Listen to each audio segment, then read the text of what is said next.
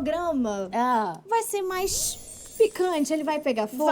Vai ter uma pimenta. Vai ter uma pimenta, mas eu acho que ele vai ser muito importante pra tirar muitas dúvidas também, porque a gente tem muito que aprender com ela, viu? É verdade, é verdade. E sexo a gente aprende o tempo todo, né? Eu costumo dizer que sexo é aprendizado e treino. A gente aprende, vai lá e treina. E treina, gostei. Mas você não começou, né, com psicologia, você começou sua vida no esporte, foi isso? Eu comecei como jogadora de vôlei lá atrás, em Minas. Eu nasci em Juiz de Fora. Aí comecei aos 9 anos de idade como jogadora de vôlei e com 16 eu me mudei para São Paulo. Aí fiquei, joguei mais um pouco, joguei na seleção paulista, joguei com a Fofão, a galera gosta de saber. Que máximo! Aí joguei na seleção, não sei o quê. E quando eu fiz, acho que foi 17, 18, eu entrei na faculdade de jornalismo. Aí fiz jornalismo, trabalhei como jornalista na Folha de São Paulo, Folha da Tarde. Você passou por vários veículos incríveis, tipo Capricho, Foi. Marie Claire. Foi. Na Folha. Eu falei, escrevia gente... para essa galera toda. E o que me consagrou mesmo, que eu coloquei os 2 pezinhos ali na sexologia, foi na revista Cláudia, que criaram uma vaga de editora de sexo e eu fui para lá, em 1997. Olha tem tempo. Isso. Eu tava indo para Chiquititas. Que legal! Que maravilha! E, Laura, teve um período no jornalismo que você escrevia sobre crime, era isso? Foi, na Folha. Nessa época, antes da Cláudia, eu era editora, eu fui repórter de cidades da Folha da Tarde e depois editora de cidades. Então, vivia essa vida, né, escrevendo sobre, indo para a polícia, indo para não sei o quê, para a delegacia, barará. Fiquei uns 5, 6 anos nesse batidão, foi. E aí eu falei, nossa, eu acho que posso já dar uma mudadinha agora, já fiz a minha parte. Né? Novos ares. E eu tive muita vontade de ir para a revista feminina. E aí eu quis ir para a revista Cláudia para falar, eu queria conversar com mulheres, mas não necessariamente sobre sexo, foi a vaga que pintou. E chegando lá, eu peguei e falei, gente, como é difícil, né? Eu não falava abertamente assim, como eu falo, não. Laura, como que era você? Como que você lidava com o assunto? Eu, né, assim, como todo adulto hoje, a gente não teve aulas de educação sexual na infância e na adolescência. É verdade. Então, quando eu cheguei na revista, na vaga, eu achei super bacana, mas eu tinha vergonha de falar pênis, vagina, ânus, entrevistar, como eu falo hoje, tipo... Laura Miller tinha vergonha de falar sobre tudo isso. Eu não lá acredito. Na Cláudia. Eu não vejo você assim. Pois é, porque Carla. hoje eu vejo assim, você tão solta, né? Solta, descolada e elegante. Obrigada. Você fala sobre o assunto que é muito tabu para muitas pessoas e que muita gente às vezes fica assim por falta de informação. E você fala de uma maneira muito natural e muito elegante. Então, eu sempre admirei isso em você. Ai, obrigada. Gente, desde adolescente eu ficava vendo altas horas. PS, tá, gente? Já vou deixar ela falar. Mas assim, eu amava, porque eu esperava, eu sentava, assistia o programa, amo o Serginho desde criança. Foi o meu primeiro programa que eu fui, mas eu esperava o seu quadro, Laura. Ai, que bom, que bom. Sério. Muita gente me fala isso, que ficava aguardando e que aí dialogava ali com a família, ou com um parceiro ou parceira. Muito legal. Mas eu não falava voltando, eu não falava solta assim, não. E aí, o que eu fui fazer? Eu falei, gente, eu preciso entender como é que faz isso, né? Então, eu fui ter modelos. Eu fui aprender com os entrevistados, na época eu era jornalista, né? Entrevistando gente bacana, como é que falava, como é que era, né? Mas, especialmente, eu fui fazer uma especialização para me ajudar como editora de sexo na Cláudia, uma especialização em educação sexual. E foi aí que eu me tornei sexóloga, porque eu fui lá para aprender como lidar com tudo isso, vi que o jeito da gente falar é do jeito que eu falo hoje, né? Abertamente, sem mitos, sem tabu, sem nada, à vontade. E aí, ao final dessa especialização, eu me encantei com a área e quis largar o jornalismo e ir migrando para trabalhar como sexóloga, inicialmente educacional, que é aquela que só fala em público, que dá palestras e tal, que não pode atender em consultório, porque não é para atender em consultório tem que ser médico ou psicólogo. E aí eu fui fazer como psicologia como segunda formação.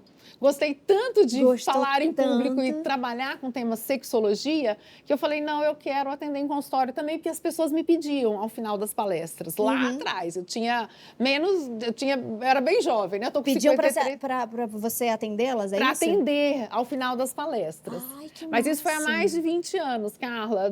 Mais de 20 anos, direto ao túnel do tempo. E o que fez você gostar tanto do assunto? Porque, assim, você é uma pessoa que estava na área de cidades, que lida com tanto caos, né? O que fez você migrar? O que Foi me o fez? interesse, foi essa... Eu posso dizer que você ficou confortável com o tema, você se interessou Na mais? verdade, eu fiquei desconfortável, foi o desafio. Eu já estava muito tempo. Quando eu fui para o jornalismo de cidades, o jornalismo diário, foi também. Eu gosto muito de desafio. Jogar vôlei era um desafio, né? O tempo todo. O jornalismo é um desafio diário, né? Uhum. E aí, quando eu fui para a Cláudia e que pintou essa vaga, eu falei super topo, porque eu não sei, as revistas na época estavam reposicionando o conteúdo editorial para falar mais sobre sexualidade nova, etc., né? Outras revistas. E aí eu falei, gente, é um desafio. E eu curti esse desafio, me alimentava. Uhum. Eu acho que eu sou assim até hoje. Eu gosto de novos formatos, novos jeitos de trabalhar. Eu gosto também. Né? E aí foi assim que eu cheguei no tema. Né? Era o novo.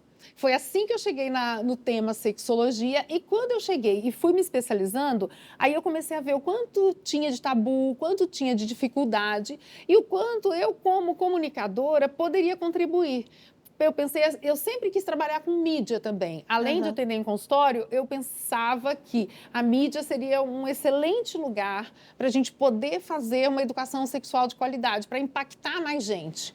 E isso era lá antes de 2000, que eu pensava assim, né? Então... Visionária, né? Eu super pensava. E entrei no Altas Horas em 2007. Então, quando eu entrei, eu já tinha aí uma estrada boa, dando palestra, falando e acreditando muito que poderia ser o canhão que foi. Fiquei 15 anos lá e, puf, impactou um monte de gente. E a profissão do sexólogo, né, ganhou, né, foi ganhando também, né, com uma série de eventos, né, e tal, foi ganhando um outro contorno. Com certeza. Mas quanto mais eu sou muito grata a isso por ter estado no Altas Horas, quanto mais eu ia participando, mais as pessoas iam abrindo a cabeça e vendo que o sexólogo não ia falar nada vulgar, que ia fazer um trabalho para a melhoria de qualidade de vida, né? Claro. Para uma vivência da sexualidade com mais saúde, com mais responsabilidade, com mais prazer também. Enfim, super me encontrei. E que diferença você vê de 20 anos atrás para hoje sobre o assunto, sobre sexo, sobre sexologia? Eu acho que a cada década ou a cada 5 anos, ou enfim, né, e agora cada vez mais acelerado, mas eu vejo que a cada tempo a gente vai se abrindo mais a falar sobre o tema. Em bate-papos como esse aqui, na mídia como um todo. Então, essa abertura é muito saudável. Porque à medida que a gente fala, a gente se ouve. À medida que a gente se ouve e pode começar a se pensar e dar novos significados. Então, o sexo é um assunto tabu na nossa cultura, né? Muito. A gente viveu séculos de uma repressão muito forte. Por que você acha que é tão tabu ainda nos dias de hoje?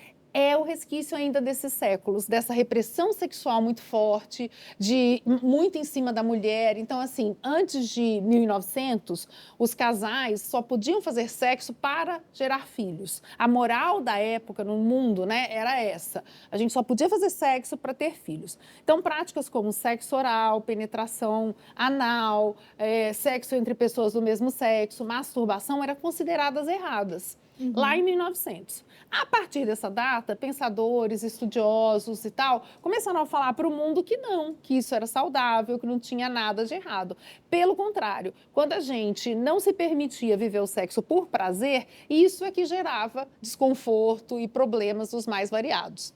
E aí a mentalidade foi se modificando, mas não é assim. A gente não esquece séculos de repressão como humanidade de uma hora para outra. Então, até hoje a gente vê resquício. É um problema crônico. É um problema crônico. De sociedade que a gente tem de anos e anos. De anos e anos. E o que a gente pode fazer, além de ter espaço para falar sobre? O que você acha que a gente pode fazer para mudar isso? Para que seja um assunto... Porque não é só sobre sexo, né? Envolve outras coisas, você não acha? É sobre saúde mental. Sim. Talvez seja cada um se ver consigo, né? Então, o tempo todo, olhar para dentro de si, para os seus conceitos, seus preconceitos, seus limites, suas possibilidades. E, especialmente, isso eu falo sempre ao final das palestras, das ações que eu falo, a gente precisa ter uma palavra de ordem que é respeito. Respeito a si, respeita a pessoa que está ao lado. A quê? A tudo isso. Valores, crenças, limites, possibilidades, tudo isso. Mas, especialmente, a esse até onde ir. E aí eu também gosto de orientar isso, que até onde ir, até onde aquela prática não nos fere, nem física, nem emocionalmente, e não fere a pessoa que está ao lado. Então você acha que pode tudo no sexo? Pode, desde que a gente tenha essa noção de limite. E que tenha o respeito com o Que outro, tenha esse né? respeito. E esse respeito a gente precisa ampliar para além da nossa cama, da nossa história. A diversidade. Aí a gente precisa pensar em diversidade sexual e de gênero, diversidade de formas de ser. Então, primeiro a gente se respeita profundamente, respeita com quem a gente está dividindo aí as experiências amorosas e sexuais e respeita o mundo, a sociedade como um todo, porque cada ser humano é único e cada um tem o direito de ser como é. Né? De ter o gênero que quiser, de viver a sexualidade como preferir, né? Com quem preferir, né? De ter a sua liberdade. Então, eu acho que o caminho para a transformação, assim, para a gente viver o sexo muito mais numa boa, né? É a gente se respeitar e ir ressignificando e tendo essa busca de informação, conversando, se pensando e encontrando novos jeitos de tirar esse sexo de um submundo, né? De algo negativo e trazer para a luz. E aí tá tudo certo.